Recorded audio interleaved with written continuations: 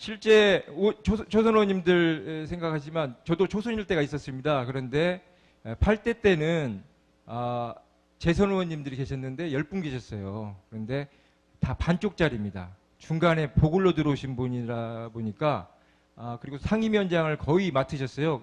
이제 9대 때는. 그러다 보니까 실제 노하우를 좀 전수했으면 좋겠는데 그렇지 못해서 대다수인 초선 의원님들이 정말 맨 땅에 헤딩하는 정도로 정말 어려웠어요. 그런데 그렇게 열심히 개척하면서 의정활동을 했는데 지금은 뭐 그보다 2배 이상의 초선 의원님 계신데 재선이나 삼선 의원들이 뭔가를 좀 길라잡이 역할을 해야겠다는 생각을 갖고 있던 찰나에 초선 의원 여러분께서 저한테나 또 다른 그 선배 의원님들한테 좀 노하우를 좀 알려달라는 이야기를 많이 하셨어요. 그래서 이것을 좀 공개적으로 좀 하고 하면 좋겠다라고 대표님한테 말씀드렸더니 흔쾌히 또 이 자리를 마련했습니다.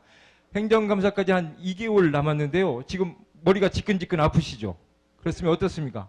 뭔가는 해야 되겠는데 지금 머리만 복잡하지 어디서부터 할지를 모르겠죠. 그렇죠.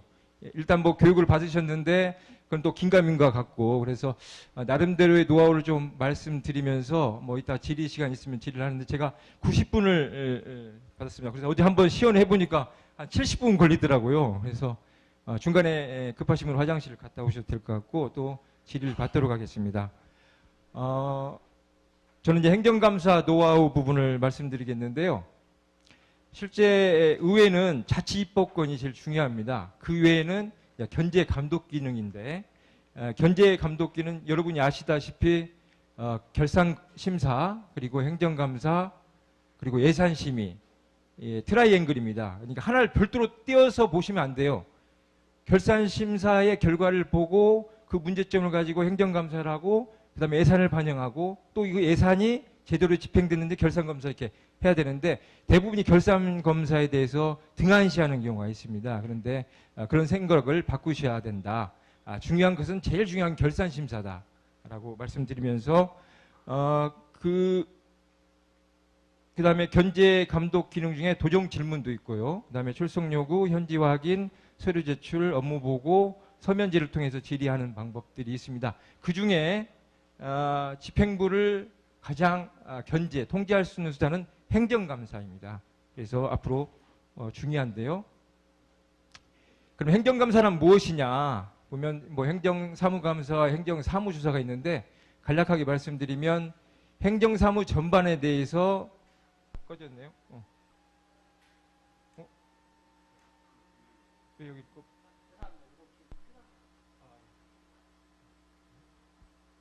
행정사무 전반에 대해서 정기적으로 정례회가 2차례 있는데 11월 달 하는 정례회 저희는 하고 있습니다. 그리고 1회 하는 법정 감사 활동입니다. 그런데 여기 거꾸로 가네. 이제 방법을 저희는 올해는 11월 12일부터 25일 14일간 펼쳐집니다. 그래서 감사 계획서가 상임위별로 해서 아마 내일 모레 본회의에 통과되면 확정이 되게 되겠습니다.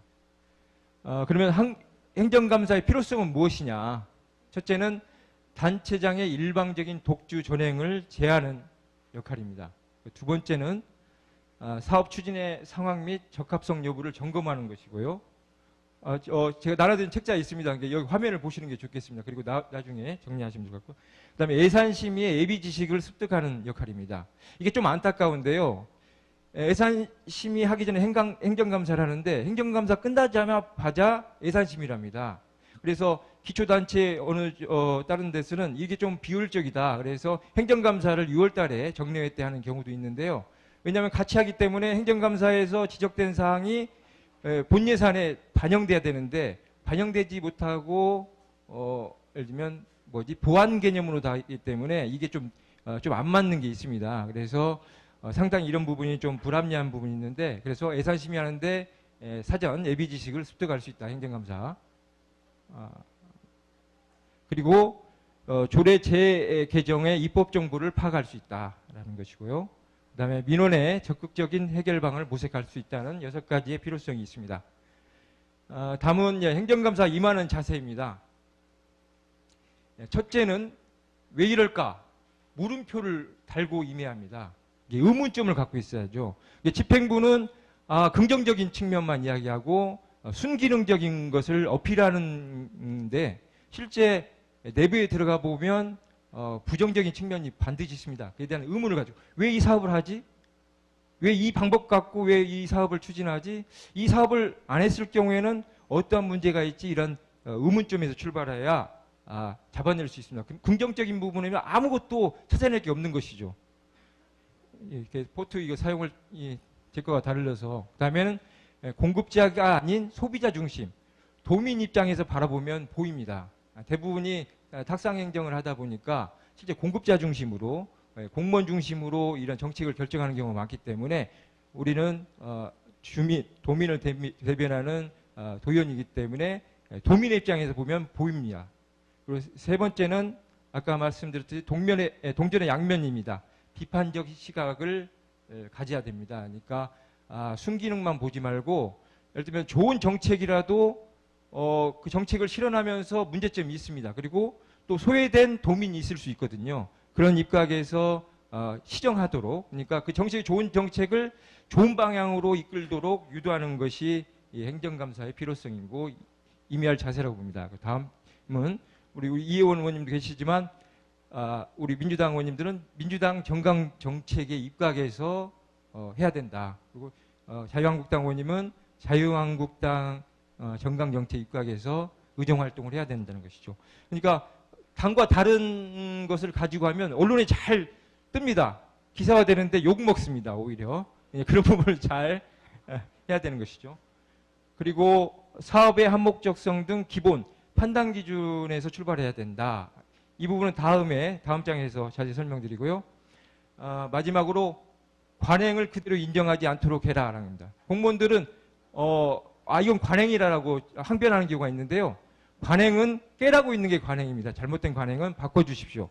특히 의원님들도 계시는데 의회도 관행이 있어요. 한 예를 들면 상임위에서 조례를 심의하는데 타 상임위원들이 우리 상임위에서 조례를 왜 발의하지? 라고 해서 보이콧하는 그런 상임위도 개중에 있더라고요. 그건 잘못된 겁니다. 왜냐?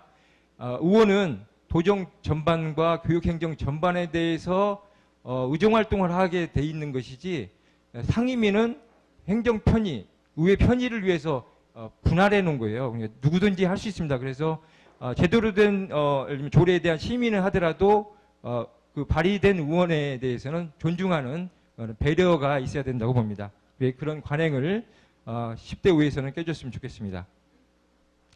아까 말씀드린 행정감사 판단 기준 이 부분은 제가 자료에 있는데 이건 좀 오려서 수첩에 좀 붙여놓고 다니면 좋습니다. 의정활동에 하는데 상당한 참고 자료입니다. 이런 판단 기준에 의해서 의정활동을 하시면 여러 가지 조례도 만들 수 있고 질의도 할 수 있다고 보는데요. 간략히 말씀드리면 한목적성 및 합리성은 사업이 목적과 방향에 합리성 있게 있느냐 없느냐를 판단하는 거고 그 다음에 능률성과 효과성은 여러분이 잘 아시듯이 최소의 비용으로 최대 효과를 내고 있는지 예산에 낭비 요지는 없는지 이런 것을 찾아내는 것이고 그 다음에 수단의 적절성은 시기나 수단의 민주적인 절차를 이행했는지 여부 등이고요.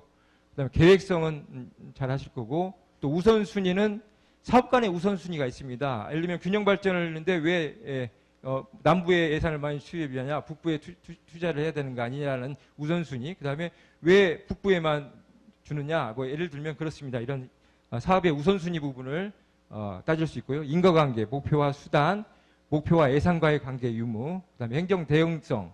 행정 대응성은 민원이 발생했느냐, 그리고 주민의 호응도가 높으냐, 각종 감사 시에 지적이 있느냐 없느냐 이런 부분을 판단하고요.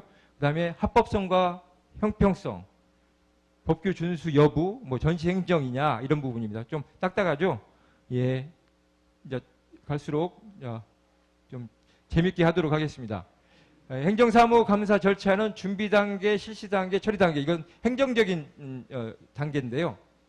구체적으로 들어가면 실제 준비 단계에서 실시 단계, 이게 감사를 실시하는 단계에 의원님들이 준비하는 단계가 필요합니다. 기초 준비 단계가 있고 지류 준비 단계가 있고 그다음에 질의 단계가 있습니다. 하나하나 살펴보면 기초 준비 단계는 여러분이 제보를 통해서나 그다음에 개별 인지를 통해나 또 공부를 통해서나 여러 가지 업무 방향을 업무 보고를 받으면서 느낀 점이나 이런 게 해서 이것은 좀 내가 좀 고민해 볼 필요가 있다. 그래서 현장을 확인하는 거죠. 현장에는 어떤 문제가 있느냐가 사실관계를 확인하는 겁니다. 이게 가장 중요합니다. 사실관계를 확인하고 이게 그 다음에 자료를 요구하는 겁니다.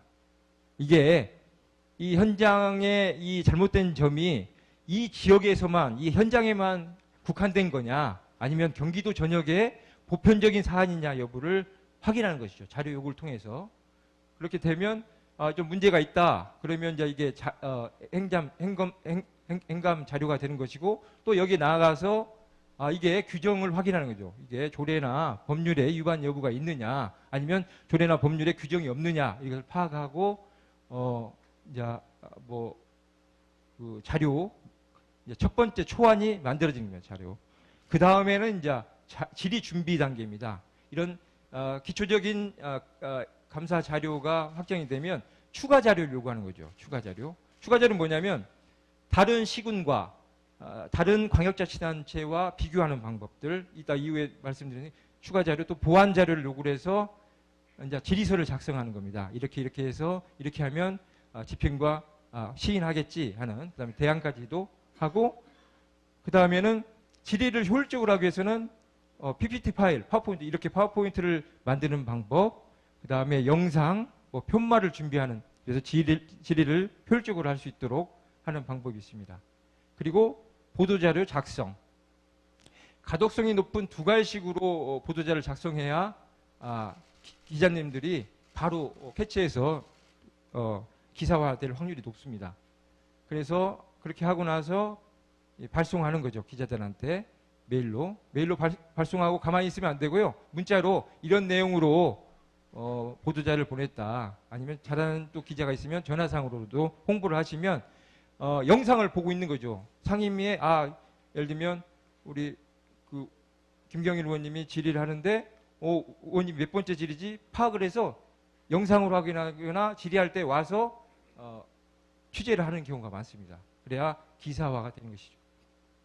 다음 질의 단계는 첫째 제한된 질의 시간을 적절히 활용해야 됩니다. 아까 말씀드린 실시 단계를 보면요.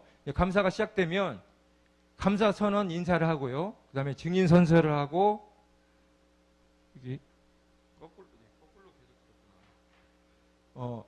증인 선서하고 기관장 인사가 있고 업무 보고를 합니다. 그 업무 보고까지 하면 30분에서 한 40분 걸려요. 빨리 끝내는데 한 20분 걸리니까 10시에 예를 들면 행감이 시작됐다고 하면 한 10시 40분이나 30분에 이제 본질의가 들어가는 겁니다. 그러면 이게 기사화되기 위해서는 4시에 기사가 마감이 돼요. 그러니까 최소한 3시 반에는 전체적으로 13분의 의원님이 계시다면 13분이 본질의를 해야 됩니다. 그렇기 때문에 결국은 거꾸로 가네. 본질의가 보통 15분, 많게는 20분입니다. 15분 내에 결정적인 한 방을 내리든지 두 방을 내려야만이 기사화가 되는 거죠. 그렇게 준비를 해야 됩니다. 그리고 보충 질의는 한 10분 정도, 그리고 추가 질의는 5분에서 10분인데 뭐 더 질의하실 분은 무한정으로 드리기도 합니다. 추가 질의는.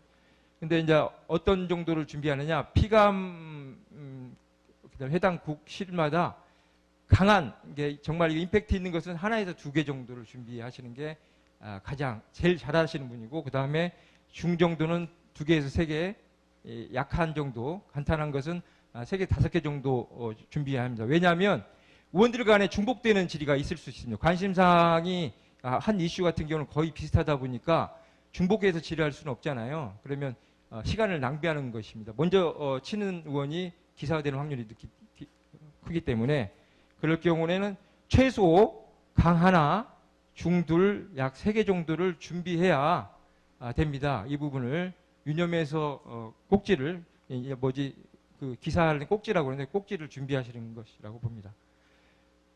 그리고 본질의 할 때도 15분 내에 할 경우는 이 질의에 안배를 해야 됩니다. 그러니까 하나 꼭지 가장 중요한 것은 한 7분 내에 소화해야겠다. 시간을 보면서 좀 체크를 해야 됩니다. 그 다음에 중두곡질 할 때는 한 8분 내에서 15분 내에 마쳐야 되는데요. 문제는 집행부가 질의 과정에서 시간을 줄여야 하는데 막 장황하게 설명하는 경우가 있습니다. 그러면 이와 같이 간단 명료하게 요구를 하고 제재를 합니다. 딱 끊어야 돼요. 그러면 질의시간 지난다고 하면 나중에 질의시간을 추가로 주지 않거든요. 그러면 효율적인 질의가 될 수 없습니다. 이 부분은 유념하시고 일면 질의와 답을 명료하게 해둘라. 질의한 내용이 아닌 것은 질의하지 마시고 제가 질문한 내용에 대해서 답변해둘라라고 해서 제재를 해야 됩니다.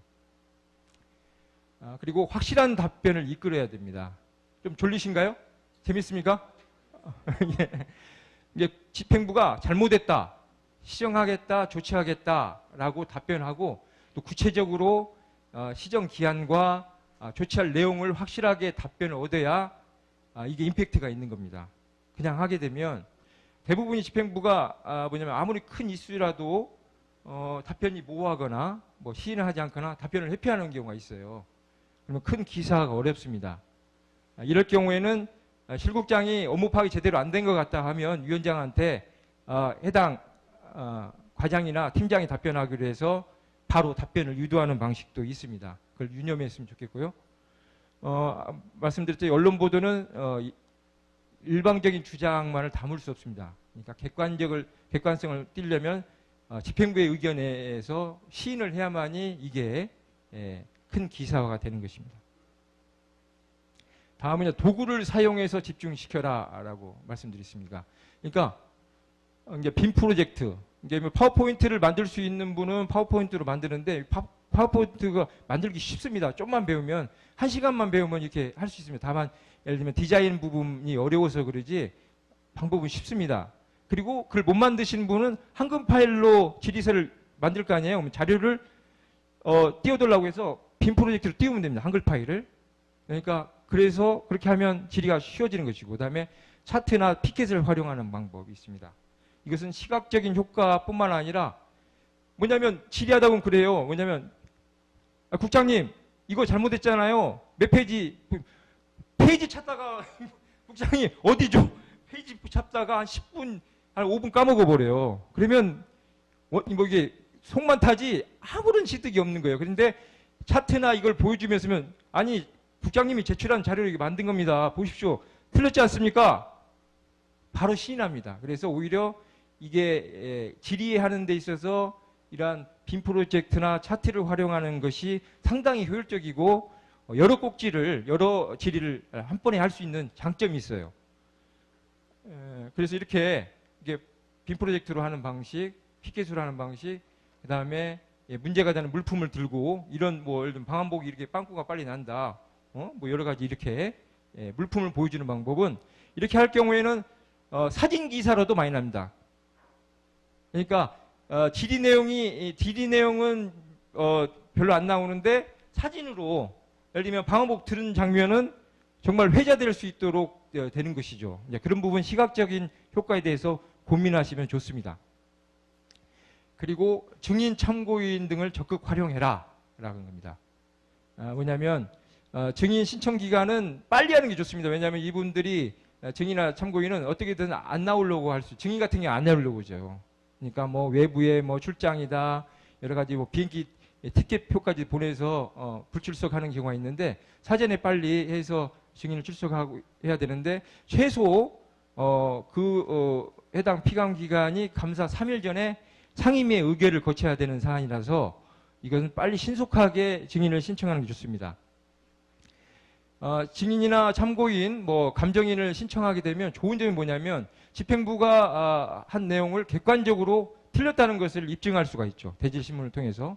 그리고 전문가 입장에서는 집행부는 과거에 연연하는 경우가 많아요. 관행, 아까 말씀드린 관행, 그다음에 새로운 걸 안 하려고 합니다. 그러니까 새로운 패러다임이 바뀌고 인식이 바뀌고 있는데 과거 그대로 답습하고 있는 거죠. 그런데 전문가들은 선진국 사례, 뭐 여러 가지 사례, 그다음에 다른 광역자치단체 사례, 그다음에 본인이 갖고 있는 전문성을 통해서 객관성, 지금 시급하다라는 것을 강변할 수 있기 때문에 전문가를 활용하는 게 좋습니다.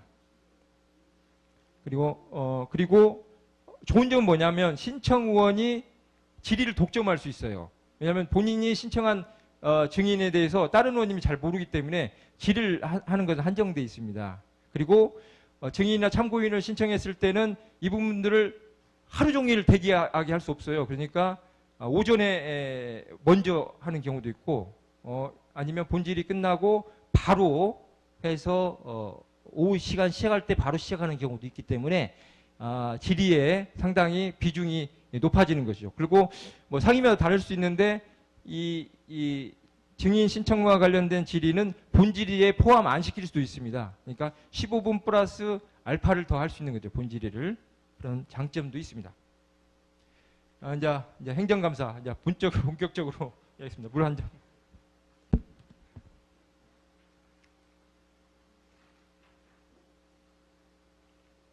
이해가 되십니까? 네. 이제 행정감사 잘하는 법인데요. 첫째, 현장에 답이 있다입니다. 그다음에 현장보다 또 제보에 통해서 현장에 답이 있는 경우가 있습니다. 특히 제보인데요. 제보는 지인 등을 통해 초창기 지인 등을 통해서 접수하는 경우가 많은데 또 타 상임이 동료 의원이 제보를 많이 해주는 경우가 있습니다. 이게 왜냐하면 의원님들도 전문성을 갖고 계신 분들이 많기 때문에 근데 본인 소관이 아니다 보니까 이 부분을 좀 지적했으면 좋겠다라고 해서 제보를 주는 경우가 있으니까 동료 의원님께서 서로 협조해서 알려줄 건 알려주시고 하면 좋습니다. 그렇게 이제 이런 제보를 통해서 질의를 하다 보면요. 상임위 발언 등에 따라 믿을만하다 느낄 때 고급 제보가 옵니다. 이 사람이 이걸 내가 줬을 때 이 사람은 제대로 질의하겠구나. 이 사람한테 주면 이 의원님한테 주면 그냥 뜨뜻미지근하게 아유 괜히 줬네를 듣습니다. 그러니까 상임위를 스크린하더라고요. 이 제보자들은 관심 있는 사람들은. 그래서 제가 지금 뭐 9년째 돼가 있는데 지금까지도 익명으로 메일로 제보를 주신 분이 있습니다. 그걸 딱 하면 진짜 고급 정보예요. 그러니까 업체의 내부 자료입니다.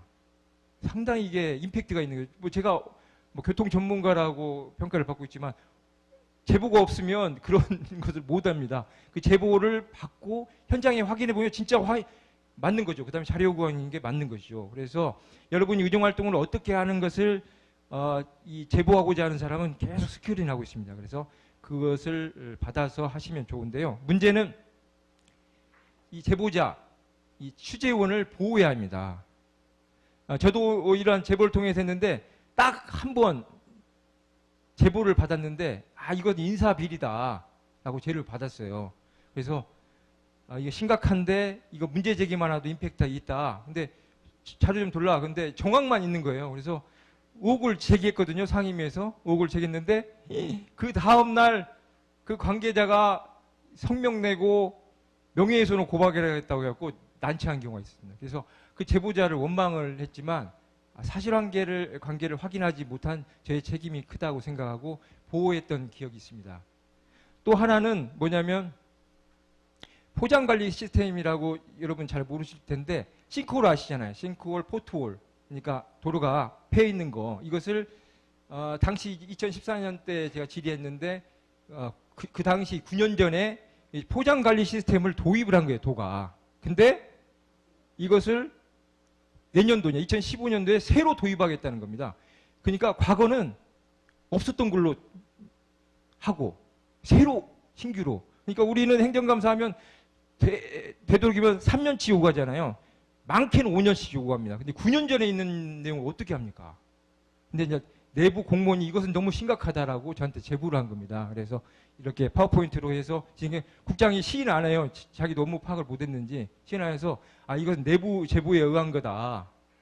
빨리 시인하고 시정 보완해라. 그러니까 예 알겠습니다. 딱 끝나는 순간 기자들이 전화 온 거죠. 막 다 대여섯 명이 이제 이게 무슨 사건이냐고. 그래서 그 질의 끝나고 전화 받으러 나가는 사이에 이제 자유한국당 의원님이 계시는데 자유한국당 의원님이 갑자기 질의를 하신 거죠. 의사 진행 발언에서 어떻게 내부에서 제보를 할 수 있느냐. 그 공무원을 색출하라! 라고 해갖고 난리가 났습니다. 근데 의원님들도 동료 의원님들이 질의한 부분은 좀 보호해 주시고 반대 의견이 있더라도 좀 좀 템포 조절해서 하는 게 좋습니다. 그게 의원 간의 배려라고 보는데요. 그래서 그때 그 색출하라고 해서 그 공무원이 저녁에 찾아왔습니다. 제발 의원님 이거 저 알려주면 저 큰일 납니다. 라고 해서 걱정하지 말라고 했던 건데 정말 취재원은 보호를 해야 알찬 의정활동이 될 수 있습니다. 다만 우리는 이제 국회의원과 달리 면책특권이 없습니다. 그래서 형사상을 책임을 져야 하기 때문에 반드시 제보에 대해서는 현장 확인을 꼭 해주시고 팩트를 정확히 확인하셔야 합니다. 그다음에 현장에 답이 있다고 말씀드렸는데요. 대부분이 계획 단계를 보면 문제점을 받고 탁상 행정을 합니다. 그러다 보니까 이상과 현실이 괴리가 있고 현장과 다르게 나타나는데요. 그 이유는 지리적인 특성도 있고 지역적인 특성도 있고 인적 구성원 간의 관계도 있고 또 이것을 정책을 실행하면서 관리 감독을 제대로 못해서 이런 문제가 발생하는 경우가 있습니다. 그래서 현장을 꼭 확인하시라. 여기 광주 의원님들 계시죠? 우리 임명동 의원님 또 계시는데 광주 예를 들겠습니다. 광주 시민이 저한테 제보를 했어요. 경기 대원고속이라고 있습니다. 이게 버스 회사로서는 아시아의 가장 큰 회사입니다. 경기도는 광역버스를 60%를 점유하고 있고요. 독점하죠. 그런데 이 본고지가 있는 경기대원 KD운송그룹인데요. 근데 광주 시민이 왜 우리 동네 똥차만 돌아다니냐, 우리가 2류, 3류 시민이냐라고 저한테 제보를 했습니다. 그래서 현장을 갔죠, 광주까지. 갔더니 실제 차량을 보니까 이렇게 노화되고 가다가 쓰게 생겼더라고요. 그래서 이게 내가 갔을 때만의 문제인가라고 해서 실제 자료를 요구하는 거죠. 자료를 요구합니다. 그래서 시내버스는 차량이 9년까지 쓸 수 있어요. 그리고 폐차를 해야 되는데 정비를 잘하면 6개월씩 연장을 할 수 있습니다. 2년, 그러니까 4번 연장할 수 있습니다. 그래서 11년까지 쓸 수 있거든요. 근데 보면 이렇게 자료를 요구하실 때 이렇게 요구하셔야 됩니다.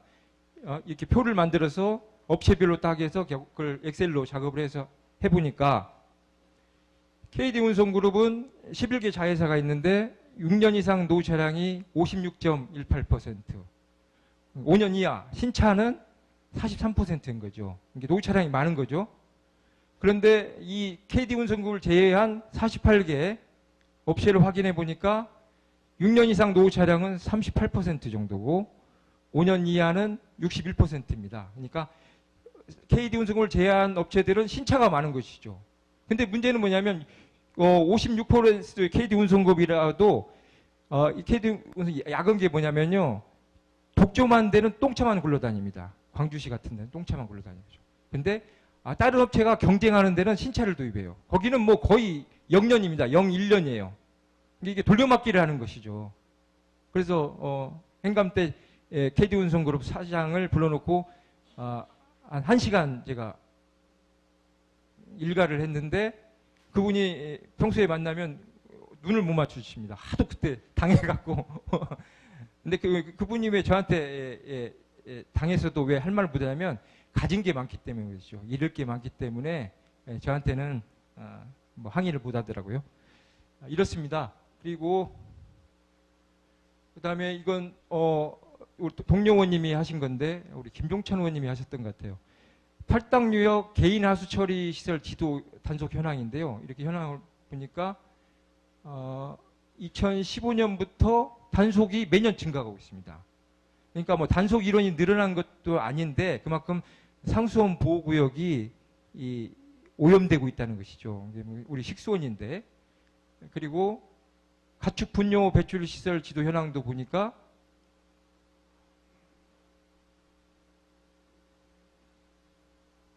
(9.8%) 로 매년 증가하고 있는 거예요. 그래서 상수원 오염에 대한 대책을 근본적으로 마련해라는 질의를 한 내용입니다. 다음은 행정감사 잘하는 법 가장 중요합니다. 비교해라. 비교해라. 이것은 유념하면 비교해라. 그러니까 의원님과 저를 비교하듯이 비교를 해야 되는 거예요. 첫 번째는 전국 평균과 비교해라. 경기도의 현황이 전국 평균에 어떤가를 비교하라는 거죠. 이것은 통계청 자료를 바로 통계청 들어가서 바로 받을 수 있고 도를 통해서 받을 수 있습니다. 그것은 자료 요구할 때 하시면 되고, 그 다음에 광역자치단체 간에 비교를 해라. 특히 우리는 서울시와 많이 비교를 하십시오.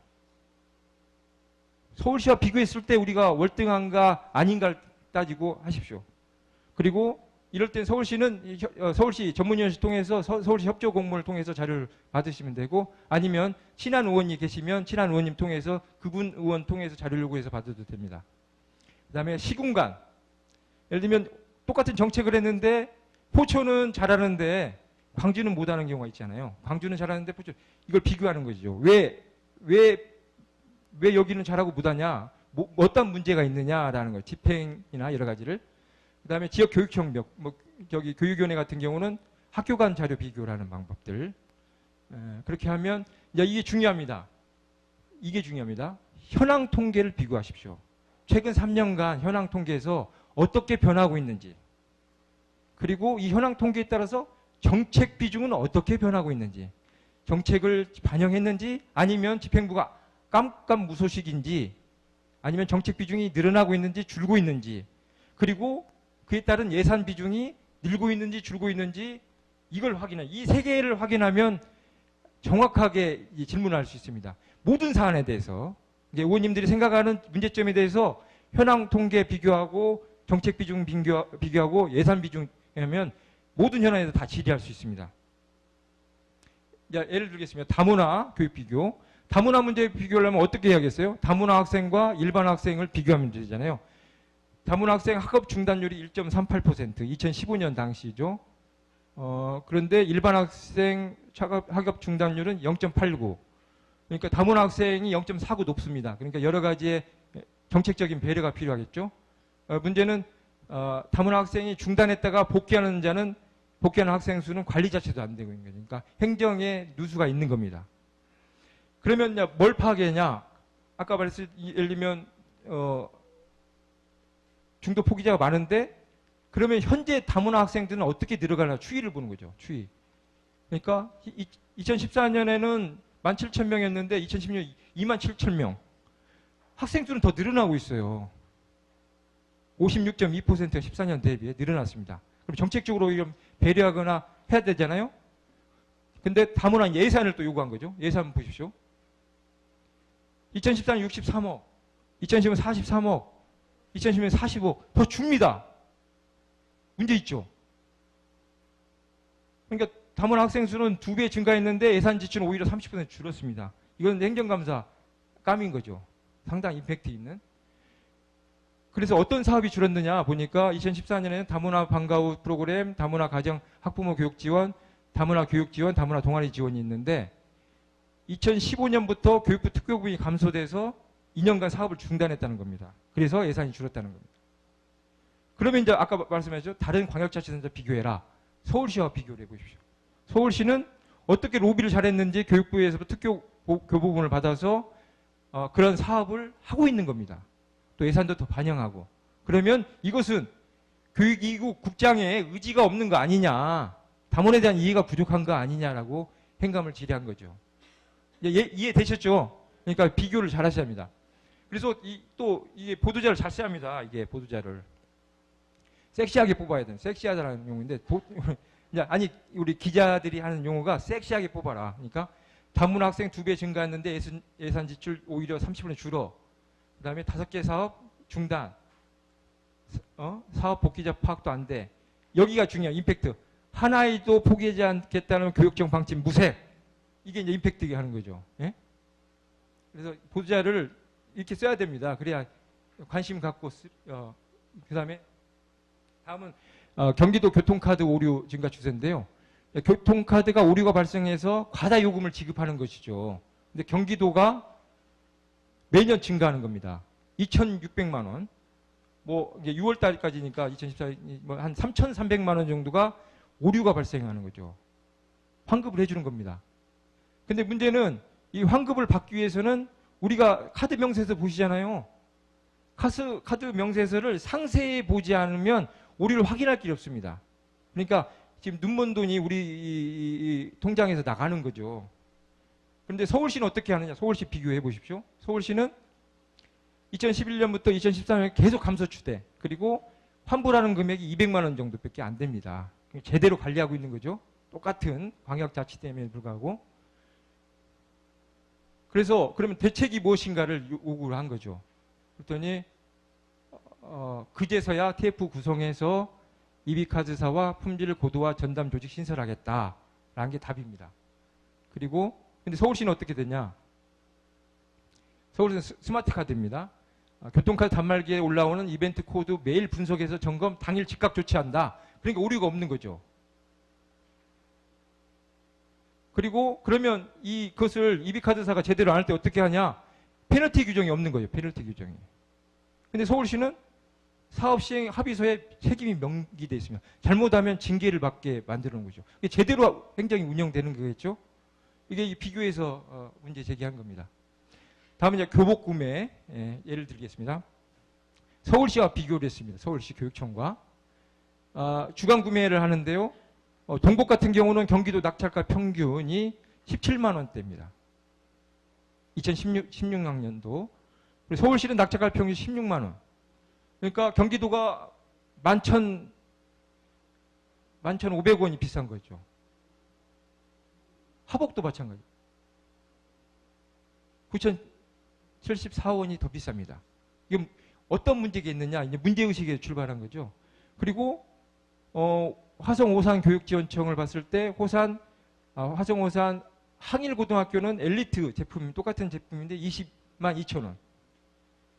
병점중학교하고 봉담중학교는 9만 3천 원.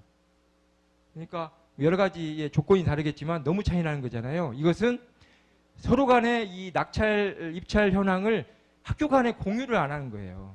그러니까 정보력이 단절되다 보니까 비싼 가격으로 사는 것이죠.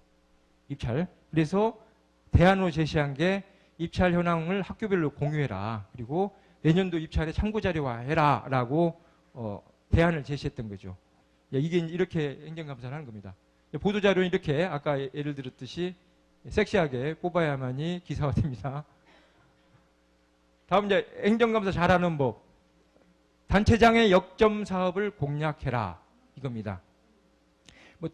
제가 행정감사하면서 단체장의 역점 사업을 공략해라고 해서 공략한 건 아닌데 결과를 보니까 이 단체장을 역점 사업을 공략한 것이 많이 나왔더라고요. 보도에. KBS는 물론이고 YTN부터 시작해서 엄청 제가 행정감사 첫해 KBS를 탔습니다. 그러니까 그 이유는 뭐냐면 단체장의 역점 사업은 임기 내에 해야 된다는 강박관념이 커요. 그러다 보니까 당위성 확보를 위해서 그 억지 당위성을 주장하는 경우가 많습니다. 설문지를 조작하거나 예를 들면 용역 보고서를 해서 영혼 없는 연구원을 만들거나 이런 거죠. 그다음에 또 조급하니까 절차적 민주주의, 절차를 무시하고 예를 들면 시군과의 협의 부분들도 생략하고 이런 경우가 많습니다. 그리고 또 핵심 부서에 그 사업을 하기 위해서는 측근 인사를 또 임명을 해요. 근데 측근 인사가 또 로비를 받아서 예를 들면 감옥 가는 사례가 인근 광역자치단체에 많습니다. 근데 이제 문제는 저희가 10대 의회인데 10대 의회는 여당 단체장과 여당 의원이 관계로 강하게 공격할지에 대해서는 정무적으로 판단할 필요가 있다. 그런데 잘못한 부분은 강하게 지적해야 돼요. 근데 올해 2018년 행정감사는 전임 단체장에 대한 과오를 지적하는 마지막 혹입니다. 그래서 적폐의 폐단을 강하게 여러분들이 준비해서 질의를 해줬으면 하는 바람입니다. 동영상 한번 보십시오. 이거 더 자랑하려고 하는 게 아니라 한번 보셔요. 느끼는 게 있을 겁니다.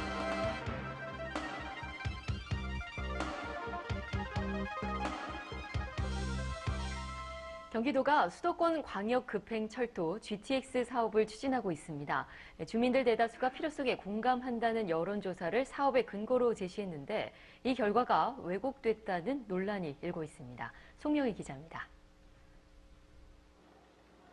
경기도 화성 동탄에서 서울 강남까지 18분 만에 간다는 수도권 광역철도 GTX. 완공이 된다면 서울, 경기, 인천 전역이 1시간 내권으로 들어옵니다. 경기도는 수도권 주민의 76%가 GTX에 긍정적이라는 자체 여론조사 결과를 제시하며 사업 당위성을 역설해왔습니다. 그런데 여론조사를 들여다보면 이상한 점들이 눈에 띕니다.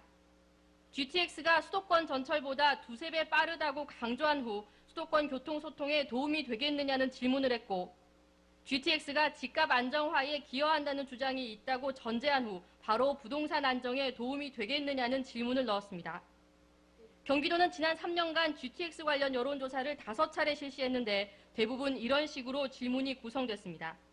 상당히 편협적이고 왜곡되고 유도성 질문을 통한 여론조사였다는 게 문제 제기하는 도민이나 의회는 감시 역할을 하는데 의회를 압박하는 수단으로 쓰고 있다는 게 가장. 하지만 경기도는 정책 홍보 방향을 잡기 위한 여론조사이기 때문에 문제가 없다는 입장입니다. 홍보 전략을 수립하기 위해서는 그 정책 내용에 대해서 인지도가 없기 때문에 정책 내용을 설명해 주게 돼 있습니다. 이것을 그러나 조사 결과는 도의 말과는 달리 GTX 추진의 당위성을 설명하는 근거로 활용되고 있어 논란은 끊이지 않을 것으로 보입니다. KBS 뉴스 송명입니다. 네, 보시면서 느끼신 거 있습니까? 아우, 옛날 젊어 보이죠? 젊어 보이죠? 보십시오. 느끼신 거 있으시죠? 뭐 젊어 보이는 거 외에.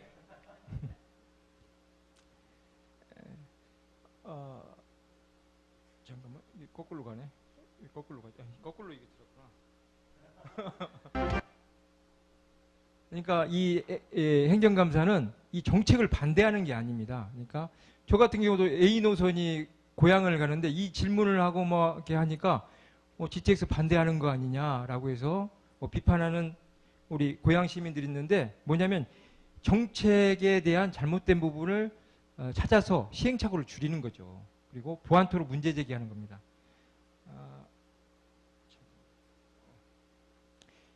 GTX의 문제는 뭐였냐면 홍보도 덜 됐을 뿐만 아니라 민자사업 폐해가 큰 거죠. 그 당시 민자사업에는 폐해가 컸는데 요금, 민자사업으로 추진되게 되면 요금이 무한정으로 오르고 뭐 20분 만에 강남 가면 뭐 아닙니까? 뭐 예를 들면 10,000원씩 간다고 하면 누가 타겠습니까? 서민들이.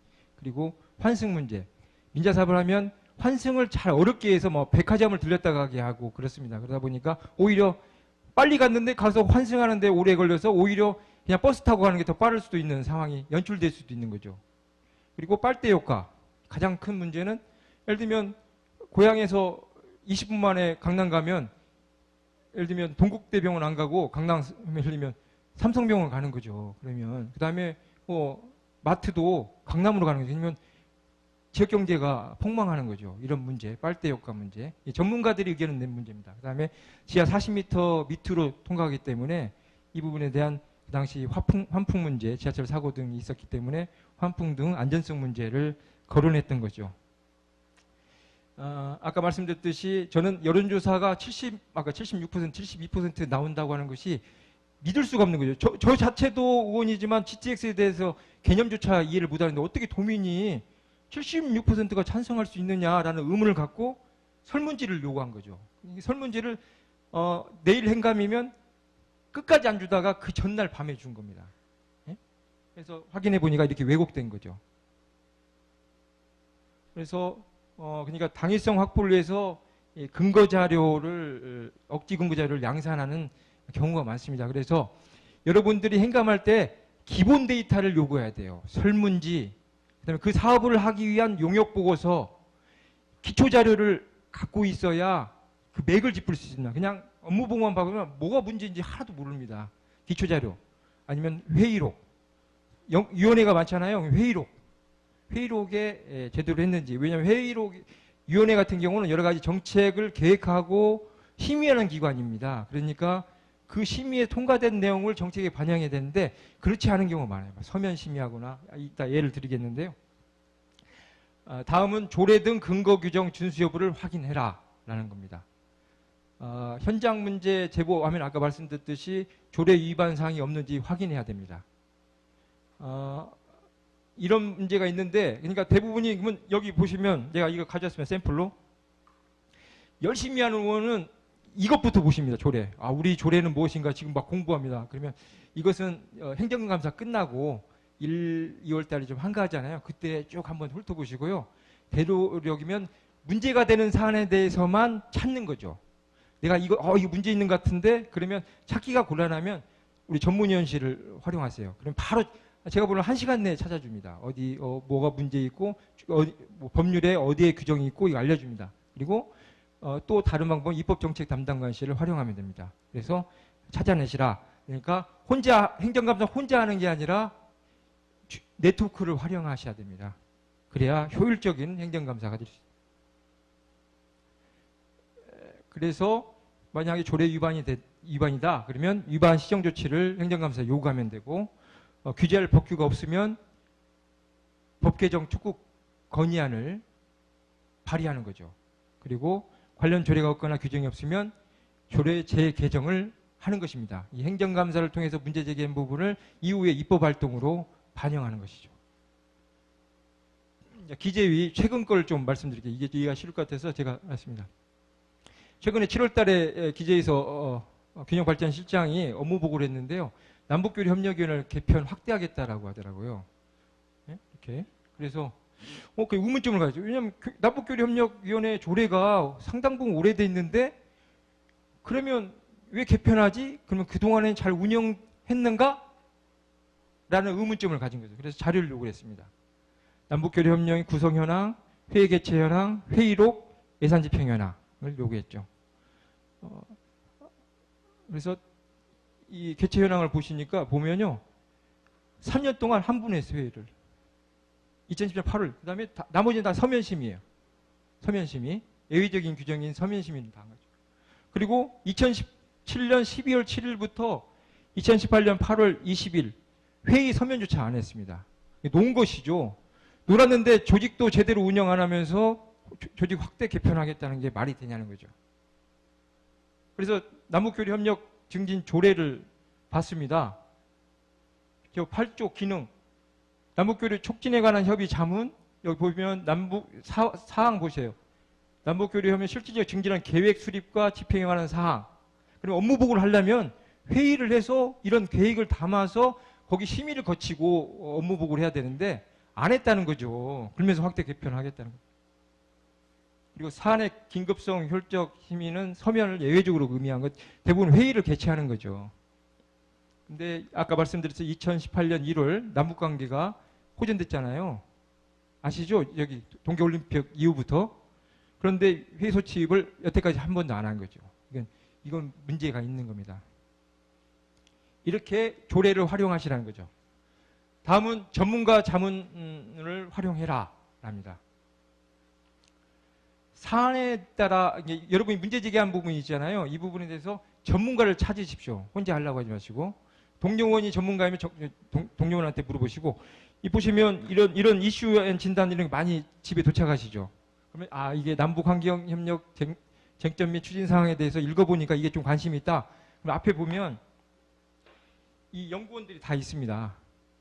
그러면 이 전문위원실에 이 연구원하고 좀 통화하고 싶은데 연락처 좀 들어가면 딱 그래서 만나시든지 전화로 자문을 구하세요. 그리고 너무 좋다 그러면 참고인을 불러도 되고요.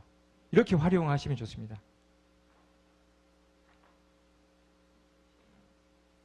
그 다음에 현장 실무와 관련해서는 시군의 공무원들이 너무 전문가입니다. 시군 공무원들을 활용하십시오. 상당히.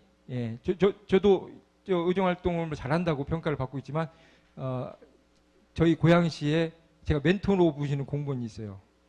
너무 해박하셔서 잘 알려주는 분이 있습니다. 그런 부분들을 있어야 돼요. 이렇게 보조해 주는 분들이 있어야 됩니다. 그 다음에 각종 위원회 회의록을 꼭 보십시오. 관심 있는 다 요구하지 마시고 나 여기 관심 있다. 회의록을 보세요. 그러면 회의록에 전문가들이 의견 개진한 내용이 있습니다. 거기 이게 핏대가 꼬인칭 나하고 의견이 맞네? 그런 그분 연락처를 받아서 전화하거나 만나시면 돼요.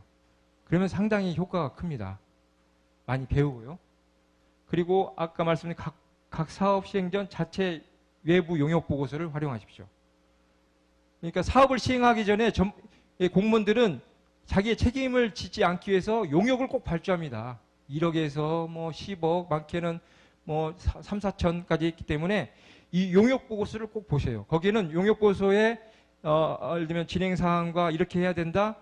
문제점도 시사하고 있습니다. 용역 보고서가 400페이지, 500페이지 된 경우 있는데 시간 되시면 다 읽고 안 되신 분은 문제점이나 시사점 결론 부분만 봐도 이 사업에 어떠한 문제가 있는지를 파악할 수 있습니다. 그러니까 꼭 전문가를 찾으라는 게 아니라 용역보수 전문가가 되는 거죠. 전문서죠. 거기서 참고하면 좋습니다.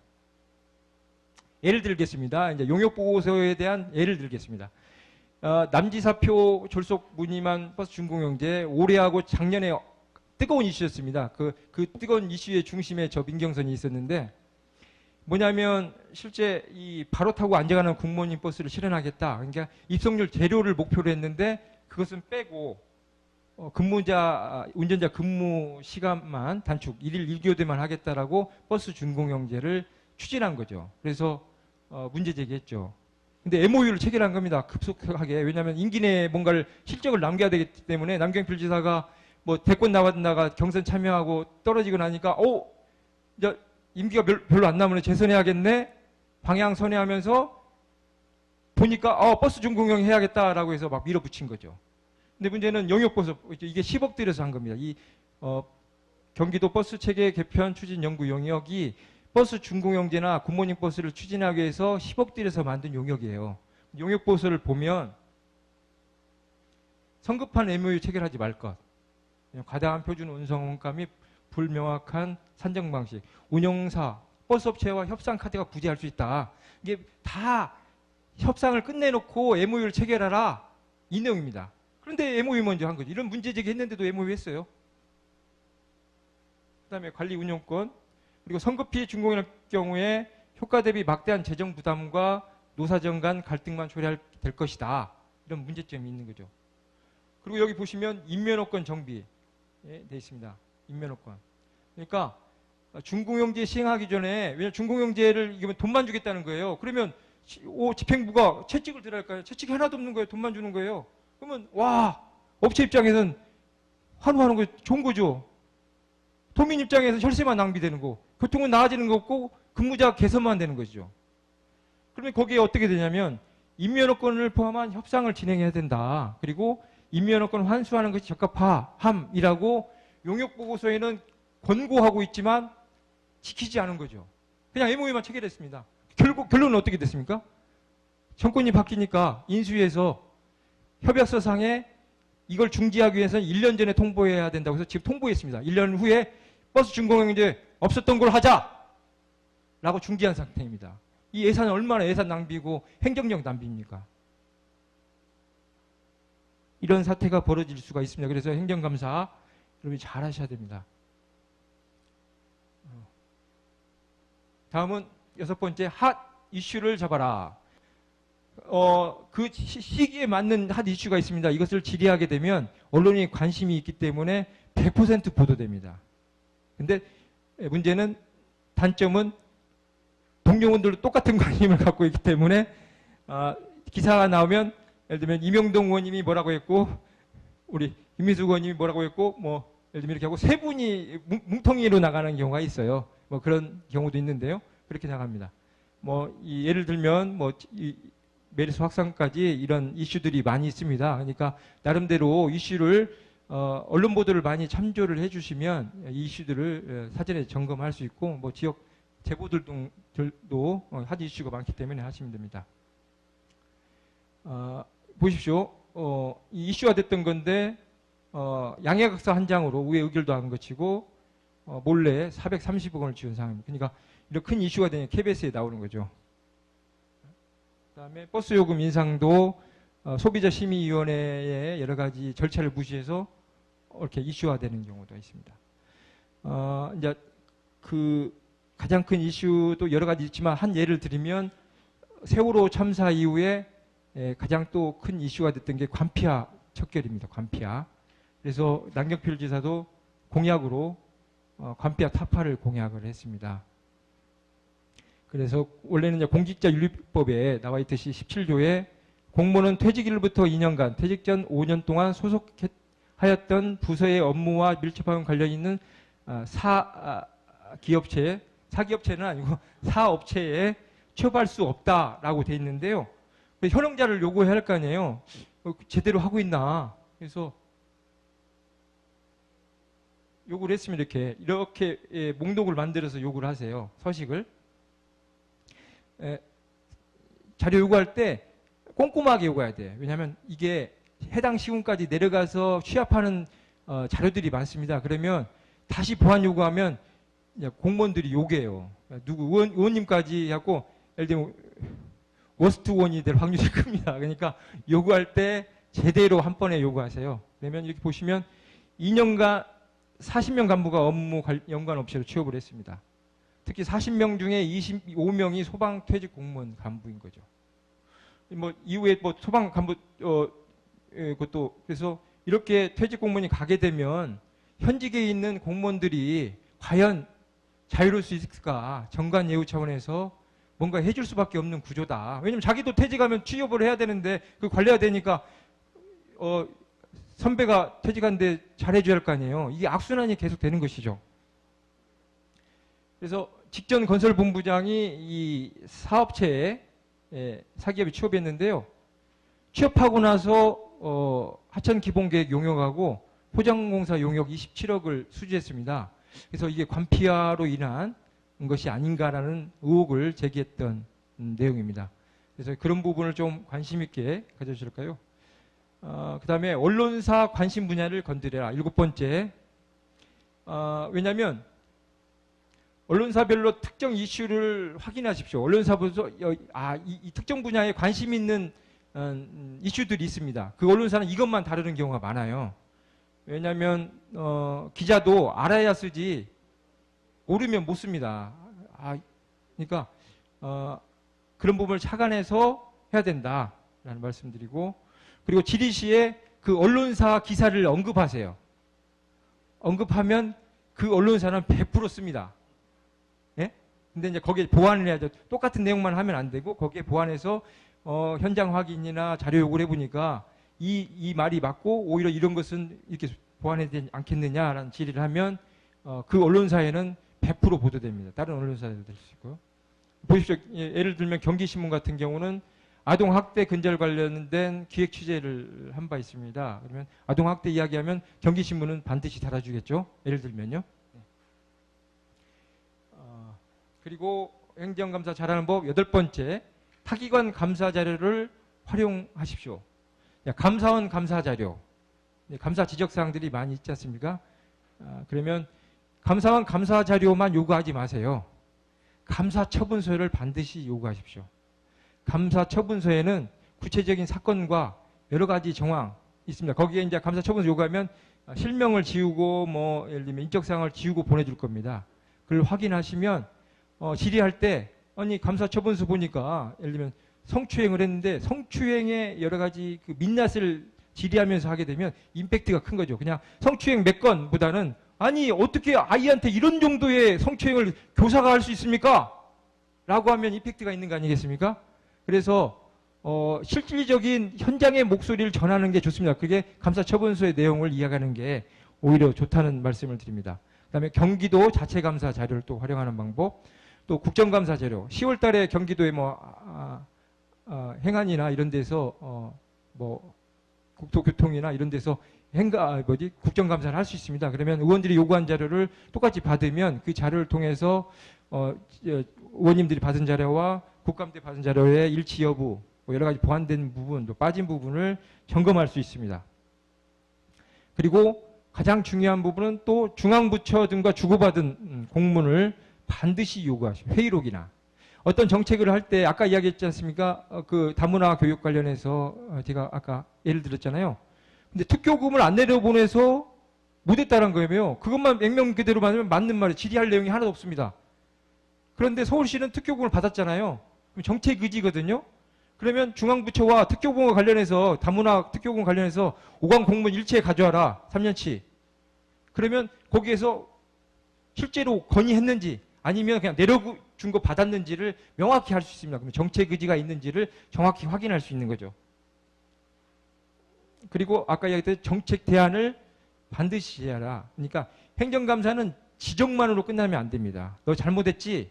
너 시인했지? 끝나면 안 되고 이게 완벽하게 되려면 이렇게 됐으니까 이렇게 대안을 만들어라. 대책을 강구하라라고 대안을 제시하는 게 가장 좋습니다.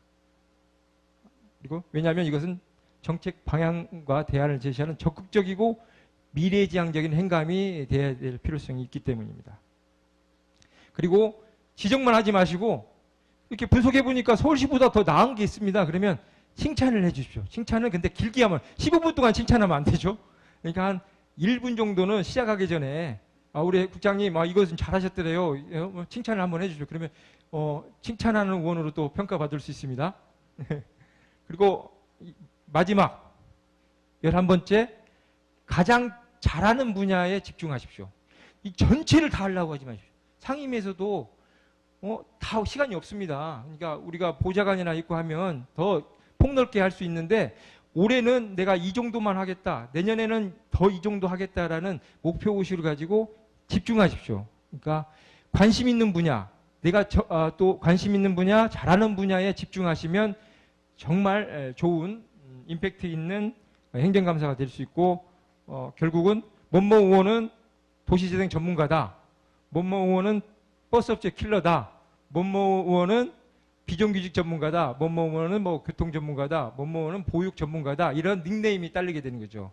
그러면 행정감사 성공한 겁니다. 의정활동 성공한 겁니다. 이제 예를 들겠습니다. 이거 전 의원님이 한 질인데요. 얼마 탁상 행정에 대한 지적입니다. 반려견 안전대책을 경기도가 보도자료를 2017년 11월 5일에 했는데, 이 행정감사에 지적한 사항입니다. 뭐냐면 경기도가 15kg 이상인 반려견의 외출 임마개 착용 의무와 목줄 길이 2m 제한 대책을 발표했는데, 문제는 공격성이 몸무게로 어떻게 평가할 수 있느냐라는 지적이죠. 예? 간단하면서도 정말 주먹구이 탁상 행정이라는 지적을 했습니다. 이 지적이 끝나고 그 다음날 결국 유보 결정을 한 거죠. 예, 이게 간단한 것도 이게 기사화되고 될 수 있습니다. 예. 그리고 경기도 사회복지공제회 개선 방안인데요.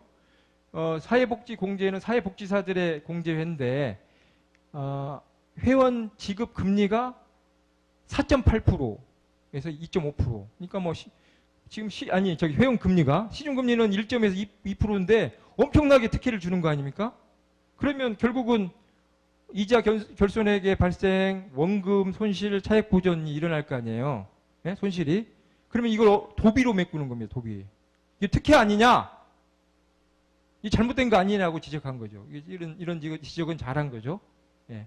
그리고 경기도 청소년 수련원 급여 현황이, 이걸 급여 현황을 받으셔서 동료원님이 질의했는데, 원장 급여 상승률이 2017년에 23%, 말단 직원 환경 지도사 급여 상승률 3%. 그러니까 급여 상승률이 20% 차이 난다. 예? 고위직과 하위직 급여 상승률 격차 너무 지나치다. 그래서 대안으로 제시한 게 이게 노조가 없기 때문이다. 노조를 활성해서 권리 보호를 해야 되는 거 아니냐라고 정책 질의를 했던 내용입니다.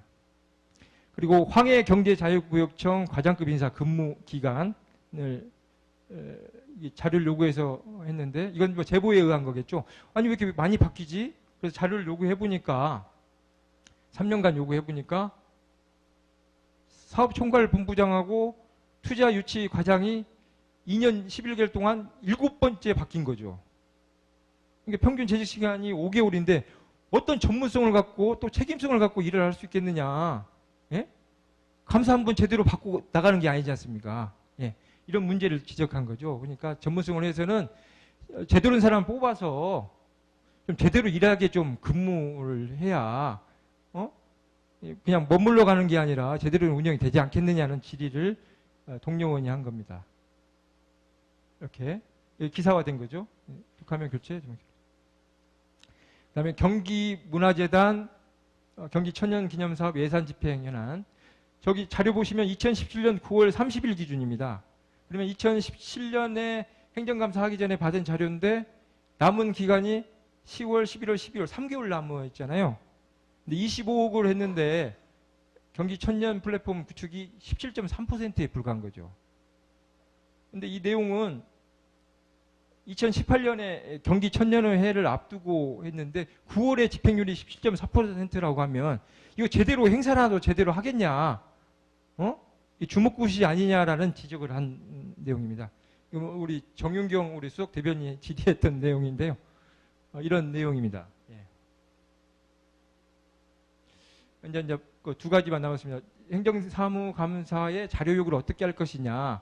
막연하지 않습니까? 그러면 첫 번째는 팀별 업무 분장표를 받으세요. 이게 실국 과 밑에 팀이 있잖아요. 팀에 당신 팀들은 무슨 업무를 하고 있는지 업무 분장표가 있습니다. 그걸 보십시오. 그러면 아 이런 일을 우리 이 과에서 우리 상임위에서 이걸 하고 있구나. 그걸 알아야 질의를 할 거 아닙니까? 지금 잘 모르시죠, 의원님? 무슨 팀에서 무슨 일을 하는지 모르시죠? 한번 보십시오. 그 스크린을 딱 하면 그 스크린 받고 아 이게 관심 있는 사항이다. 그러면 그걸 자료 요구를 하십시오. 100% 문제가 잡힙니다. 네? 다음은 전년도 자료 요구를 목록. 의원들이 요구한 목록을 좀 참고하시면 될 것 같고요. 거기서 보면 뭐 그걸 그대로 베끼는 부분도 있는데 더 상세하게 그리고 결과 보고서하고 이게 매칭을 해보세요. 그걸 질문했느냐 봐서 결과 보고서 나와 있다고 하면 더 임팩트 있게 자료 요구를 할 수 있다고 봅니다. 그래서 결과 보고서랑 그다음에 속기록, 동료 의원님들, 선배 의원님들 속기록을 보는데 속기록 전체 보지 마세요. 전문위원실에 이야기를 해보세요. 이 상임위는 어떤 의원이 잘하셨어요. 그래서 모델로 한 사람만 쭉 보세요. 그거 다 보려고 하면요. 2, 3주도 못 끝납니다. 그거 보다가 하루 보다가 그냥 접어버릴 거예요, 아마. 그러니까 딱 의원님 한두 분을 정해갖고 그 표본을 된 의원님 것을 쭉 한번 보세요. 그러면 상당히 좋습니다.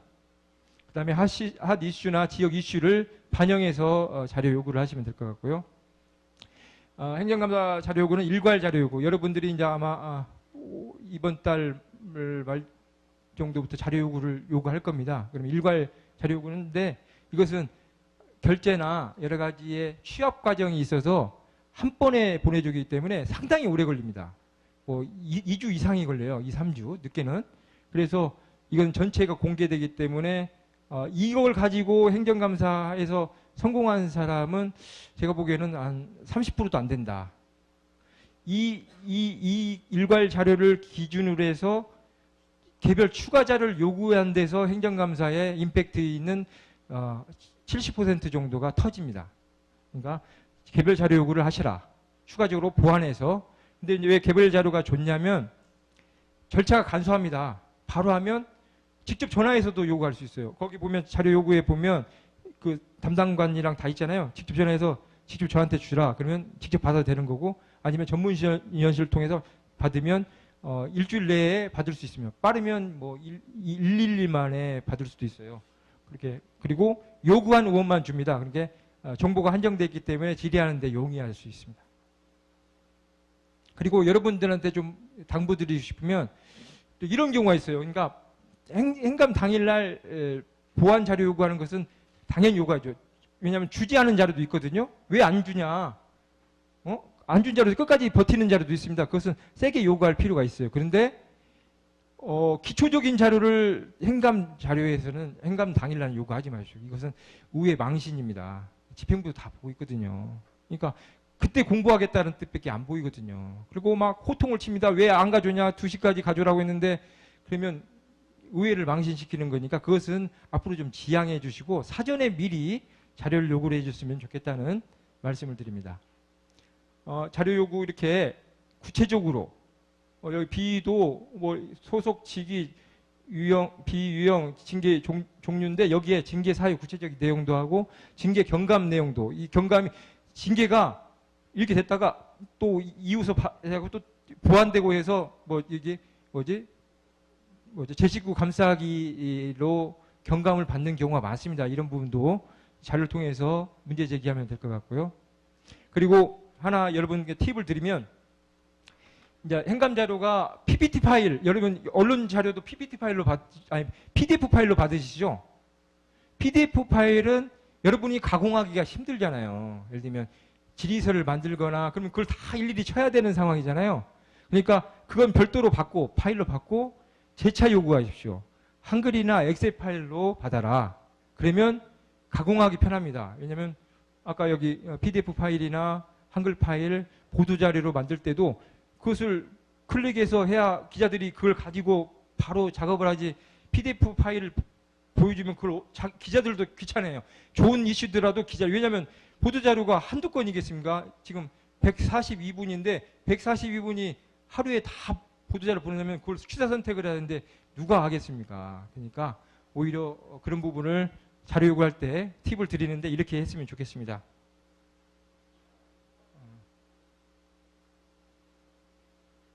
마지막으로 이제 기자님이 할 건데 간략하게 말씀드리면 두 갈식으로 구성해라. 두 갈식이라는 건 무슨 말 아시죠? 첫 대 제목이 중요한 내용이 다 들어가야 돼요. 그래서 딱 보고 이 임팩트 있구나. 나중에 미갈식으로 밑에 있어봤자 누가 그걸 읽습니까? 그러니까 앞에 다 개괄적으로 중요한 부분을 다 정리해라. 그리고 아까 말씀 제목을 섹시하게 뽑아라. 제목만 섹시하면 안 돼요. 내용이 알차야죠. 이게 내용이 알찬 것을 전제로 제목이 섹시합니다. 고향 시민이 봉이냐? 라고 하면 서울 시민은 무료로 가고 고향 시민은 돈 내고 가고 고향 시민이 봉이냐 이류 시민이냐 이것은 섹시하지 않습니까? 그리고 딱 받는 거죠. 고향 시민이 봉이냐고 딱 나와요. 네? 그렇게 기사가. 그리고 그 보도자료에는 행감 자료 중요한 부분 자료 첨부하고 분석 통계 자료 첨부하고 근거 규정 아까 조례 몇 조 몇 항에 규정되어 있는 거 그리고 팁으로 지리 사진을 꼭 첨부하십시오. 그래야 왜냐하면 예전에는 이 지리 사진을 안 넣는 경우가 많아서 의원님 사진 이거 반명한 사진이 올라가는 경우가 있고 의원님 사진들이 안 들어가고 기사화되는 경우가 있는데요. 요즘에는 인터넷 신문들이 많아요. 의원님들이 예를 들면 지면화는 안 되는데 의원님 신정현 의원님 치면 전혀 모르는 신문들이 팍팍 뜨면서 검색 순위 막 올라오잖아요. 그렇지 않습니까? 지금은 보편화됐어요 신문이. 그래서 오히려 지리 사진들을 두 컷 정도를 이렇게 올리면 그 사진이 받아서 쓰기 때문에 상당히 의원님들이 홍보하는 데 좋다라는 말씀을 드립니다. 그리고 기사는 4시에 마감되는데요. 최대한 오전, 아침에 보내죠. 기자님들도 아침에 이 기사를 열어보더라고요. 저기 메일을. 그래서 임팩트 있네. 그러면 보고 의원님 저기 무슨 사안입니까? 그래서 질의 몇 번째 하세요? 여기까지 물어보세요. 그래서 그때 오거나 영상을 화면을 보고 그걸 캐치해갖고 쓰기도 하거든요. 그러니까 늦어도 오후 2시 전까지는 배포해야 기사화될 수 있다. 그리고 메일로 보내더라도 저기 기자님들이 메일 다 열어보는 게 아니잖아요. 그러니까 이러이런 취지로 내가 메일 보냈으니까 꼭 보십시오라고 문자를 보내거나 또 특별히 친한 기자님들한테 전화해서 이거 하니까 좀 관심 좀 가져주십시오라고 하면 그래도 많이 써주실 거 아니에요? 그렇게 좀 하시면 좋을 것 같습니다. 그리고 이렇게 많이 이야기했는데 나는 그냥 보도자료를 쓸 수가 없다. 나 진짜 다른 건 잘하는데 보도자료는 내가 이런 경우 있잖아요. 우리 보좌관들이 있으면 대신 써줄 텐데 그런 경우는 제목이나 소제목 아까 말씀드렸던 것을 중요한 임팩트 있는 것만 쓰고 그 다음에 근거 자료들을 첨부해서 보내십시오. 그리고 전화로 이런 사안을 좀 했으면 좋겠다라고 하고 아니면 전문위원실에 요구를 해서 사전에 이걸 질의할 테니까 좀 보도자료를 좀 초안을 좀 만들어 달라고 한번 그렇게 자문을 구하는 경우도 있습니다. 근데 그날 당일날 써달라고 하면 전문실 정신없거든요. 의원님들 질의한 걸 다 꼭지 또 기사화하도록 종합해서 또 편집해야 되고 복잡하니까 2, 3일 전이든 미리 이런 꼭지로 하려고 하는데 한번 기사화될 수 있도록 초안을 좀 부탁한다라고 한번 해주시면 도움을 받을 수 있습니다. 아이고, 오마 박살나버렸네.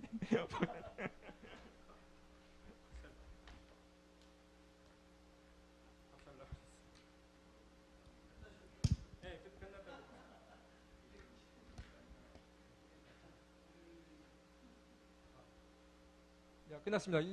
이제 예를 저 자랑 좀 할게요. 이제 마지막으로 보면 이게 봉이 김선달 서울문산 민자고속도로인데요. 파주 우리 의원님들이나 고향 의원님들 하는데 이게 기존 무료도로를 차단하고 유료화하는 도로였어요. 그래서 제가 79일간 과천정부 청사 앞에서 1인 시도하고 했는데 이게 이렇게 보도자를 내는 겁니다. 섹시하게 뽑아야 돼요. 섹시하게.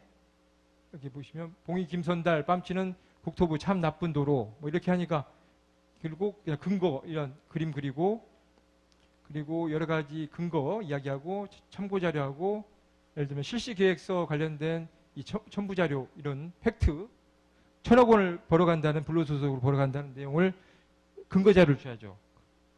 그 다음에 또 아파트 서정말 같은 경우는 논밭으로 표기되고 환경영향평가에서 누락시키고 고의적으로 누락시키고 유령도시를 만든 거죠. 이런 부분을 정확하게 지적을 하고 이렇게 아니 환경영향평가서에 농가 임야로 필요한 아파트가 이미 입주돼 있는데 이런 식으로 엉터리로 한 것을 하고 아까 이야기했던 사진 2장 이렇게 첨부한 거죠.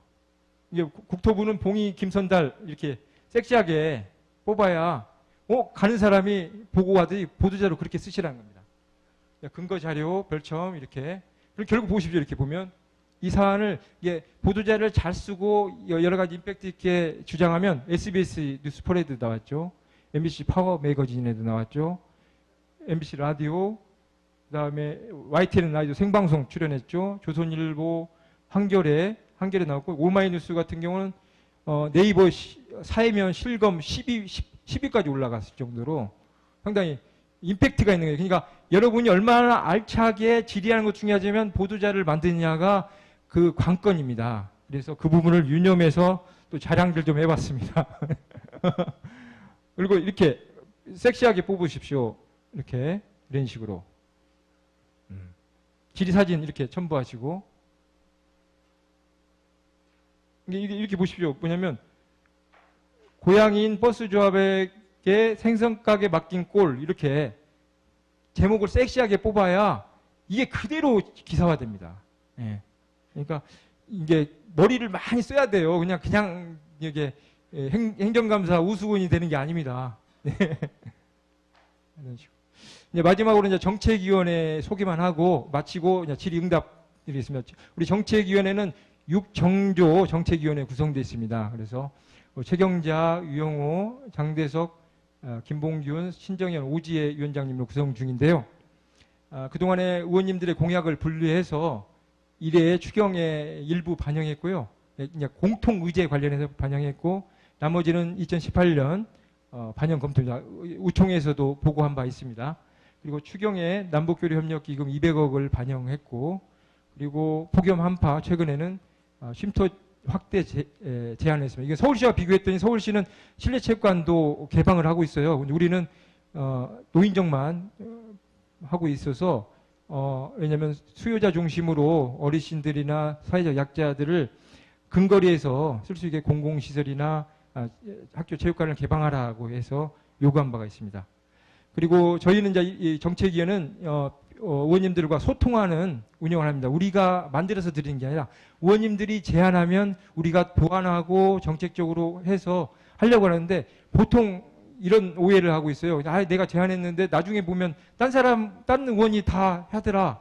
그래서 의원 실명제, 그러니까 처음 제안한 의원님의 조례가 되게 되면 예를 들면 김우석 조례, 김경희 조례 이렇게 끝까지 가는 거예요. 김경희 정책 끝까지 가는 거죠. 그래야 의원님들이 저희를 믿고 함께 할 수 있다고 생각하고 그렇게 의원 실명제를 도입해서 정책을 개발하고 의원님들을 지원해 줄 생각입니다. 그리고 마지막으로 행정감사 지원을 하겠습니다.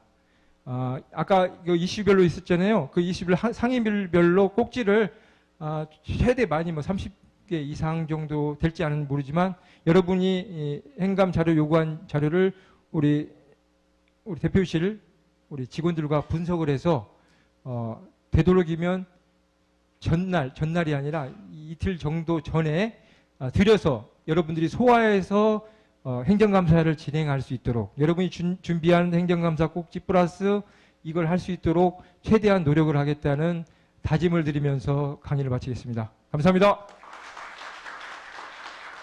시간이 많이 됐네요. 엄청 많이 썼네. 혹시 궁금한 사항 있으십니까?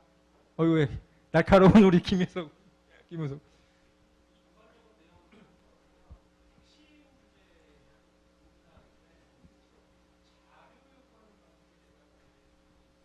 네. 네. 그러니까 너무 많은 거를 한 번에 하려고 하다 보니까 거달기로 된 것 같아서 좀 안타까운데요.